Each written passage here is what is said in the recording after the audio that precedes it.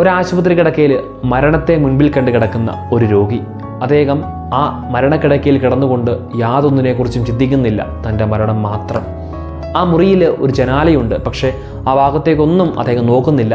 അങ്ങനെ ഇരിക്കെ ഒരു ദിവസം ആ മുറിയിലേക്ക് പുതിയൊരു രോഗിയെ കൊണ്ടുവന്നു. അദ്ദേഹത്തെ ആ ജനാലകളുടെ അരികിലാണ് കിടത്തുന്നത്. ആ ജനാലകൾ തുറന്ന് പുറത്തേക്ക് നോക്കി ആ മനുഷ്യൻ പുറത്തു നടക്കുന്ന കാഴ്ചകൾ, മനോഹരമായ കാഴ്ചകൾ ഇയാളോട് വിവരിക്കുകയാണ്. അത് കേട്ടപ്പോൾ മരണം മുൻപിൽ കണ്ട് കിടക്കുന്ന ആ മനുഷ്യൻ്റെ ജീവിതത്തിൽ ഒരു പ്രത്യാശ, ഒരു പ്രതീക്ഷ ലഭിക്കുകയാണ്. അദ്ദേഹം അത് ആസ്വദിക്കുകയാണ്, അയാളുടെ വാക്കുകൾ. പെട്ടെന്നൊരു ദിവസം ആ ജനാലയുടെ അരികിൽ കിടക്കുന്ന ആ രോഗിക്ക് അല്പം സീരിയസ് ആവുകയാണ്. അദ്ദേഹത്തെ കൊണ്ടുപോകുന്നു. പക്ഷേ ആ മനുഷ്യൻ മരണത്തിന് കീഴടങ്ങുന്നു. കുറച്ച് ദിവസങ്ങൾ കഴിഞ്ഞ് ഈ രോഗി ആ ജനാലകളുടെ അരികിലുള്ള ബെഡിലേക്ക് മാറുന്നു. പെട്ടെന്നാണ് അദ്ദേഹം തിരിച്ചറിയുന്നത്, ആ ജനാല തുറന്നപ്പോൾ അവിടെ ഒന്നും കാണുവാനില്ല, വലിയൊരു ഭിത്തി മാത്രമേ ഉള്ളൂ. ആ മനുഷ്യൻ ആ നേഴ്സിനോട് തിരക്കി, ആരായിരുന്നു ഇവിടെ കിടന്ന ആ രോഗി?